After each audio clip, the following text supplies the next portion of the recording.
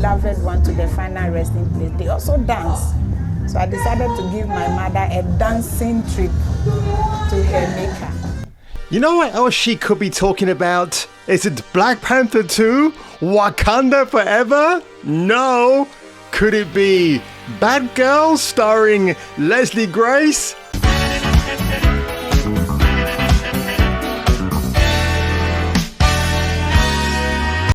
Oh man, oh man, oh man. That dancing pallbearer meme never gets old. But you know what does get old at the moment? Articles like this from Bounding Into Comics. Not against them. I'm grateful for those guys and gals for bringing this news to us content creators. It's just the bad takes. It's the butthurt that people have because everything they gave their passion for has gone down the drain. Let me tell you something about actors. Yeah, I'm talking to you, Daniel Kaluuya, Mr. Egotist.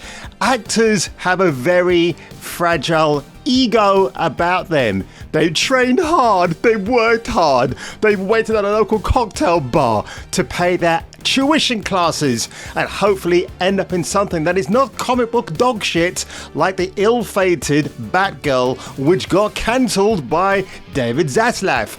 So now we have this article that one of the actresses in the film, Ivory Aquino, defends the cancelled DC film. As much as it has been labelled woke, it simply came together that way because writing reflects the world we live in. Ivory Aquino, I've got news for you, love.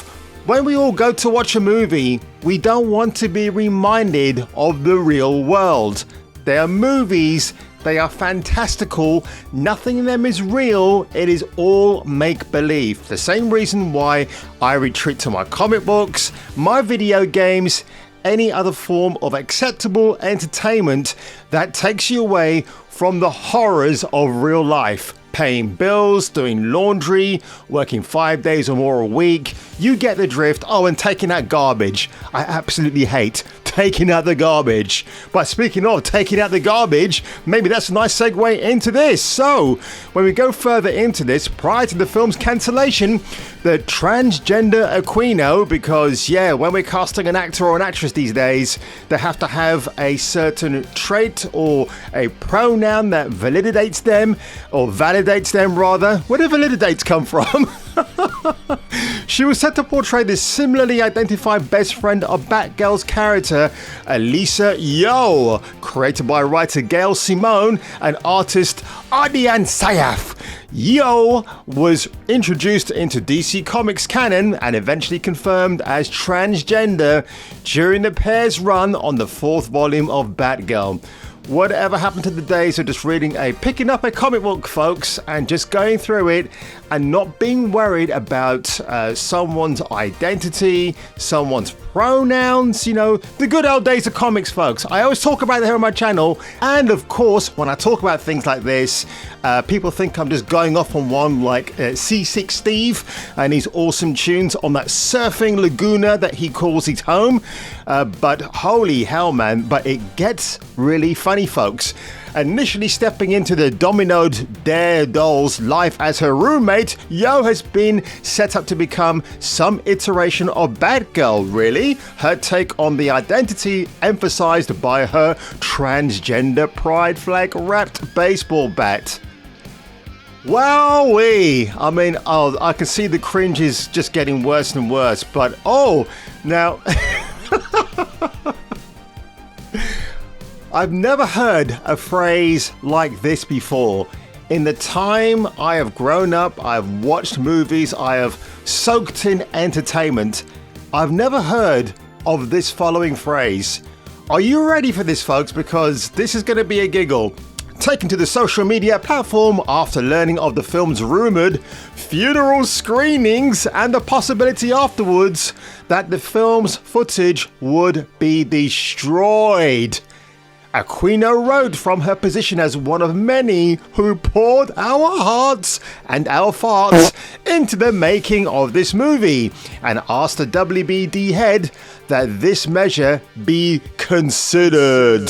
Here's the funny thing, right? I mean, At this stage, this film cost 90 million to make and didn't even actually complete its run. It was going to go into post-production, everything else. I would love to see a leaked work print, just like they did with Wolverine Origins in 2009. Mind you, from what I've heard about this film, it probably makes that film look like a Shakespearean masterpiece. But oh my God, this film must have been so terrible that what were they going to do with it? I mean, first of all, it was going to be on HBO Max. Then they changed their mind halfway through and thought, you know what, we're going to give it a cinema release. Not realizing you've got to pour in probably about 50 million into marketing. And if the marketing doesn't hit a home run, now who's going to come out of their cozy little homes in the UK, India, America, Afghanistan? No, this wouldn't get released in Afghanistan, would it? Because, it's a bit woke. And so you can imagine people not coming out to see this and being sorely disappointed. But of course, Mr. Quino goes into this diatribe, verbal diarrhea, as I like to call it on Twitter. I just read an article in the Hollywood Reporter about a supposed funeral screening of #Batgirl and the possibility that it will be destroyed after. What I have actually heard is that they have taken all the hard drives and they have incinerated them. It's like they are gone. This thing is not going to see the literal light of day.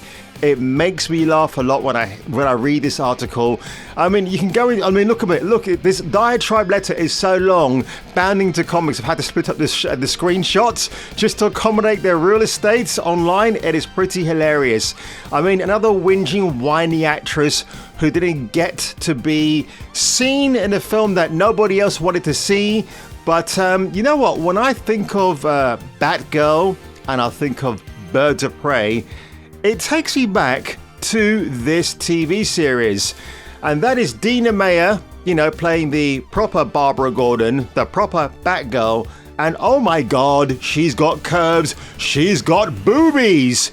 Birds of Prey is so bad, it's actually good. And this debuted on October the 9th, 2 days after my birthday in 2002. This was the CW then, I believe, or it was still Warner Brothers. Then it became the CW.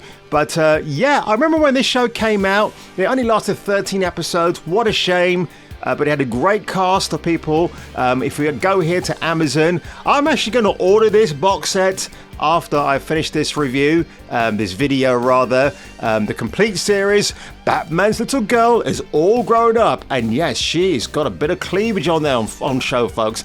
That is the lovely Ashley Scott, who used to date Ashton Kutcher. What an idiot he was for ditching her and going out with Demi Moore. My God, the man is mad. But it's a Region 1 box set, and I've got a multiplayer anyway. But look at that. I mean, lovely bunch of ladies right there. I know this actor here who plays the...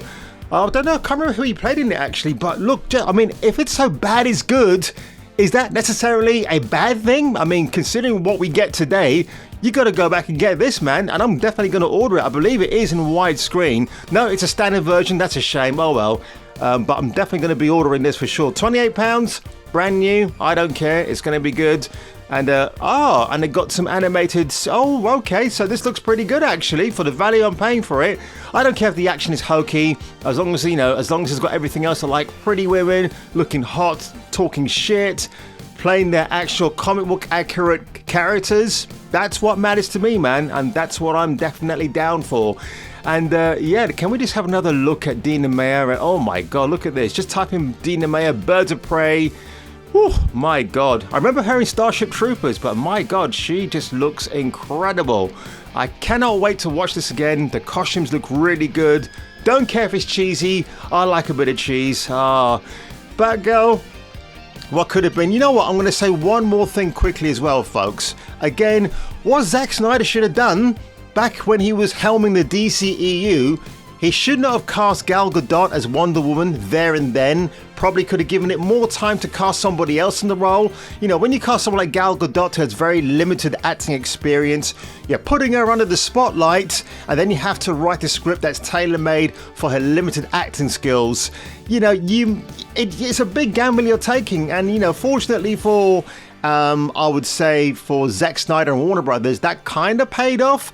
But you know what you should have done as well, Snyder, was bring in Barbara Gordon earlier in. She's a very beloved character. You could have brought her in, maybe get Anna Kendrick or somebody similar-minded to play her, and then let that role evolve. But mind you, I'm saying that, and I doubt very much we're going to be seeing Ta-Nehisi Coates' Black Superman at any point. Nobody's interested in it. J.J. Abrams has been at Warner Brothers for what, 4 years now for this deal that he's had, and he's had nothing to show for them. And whatever he's brought to the table, it's just been rejected, and I think that's hilarious. And that's all I had to say, folks. So if you enjoyed this video today, make sure you just like the hell out of it and just share it wherever you can. I'm not going to ask people to subscribe to my channel. You can subscribe if you wanna. You can just, that's entirely up to you. That is entirely your free will to do so. But if you enjoyed today's video, folks, and if you're me, I will see you on the next video.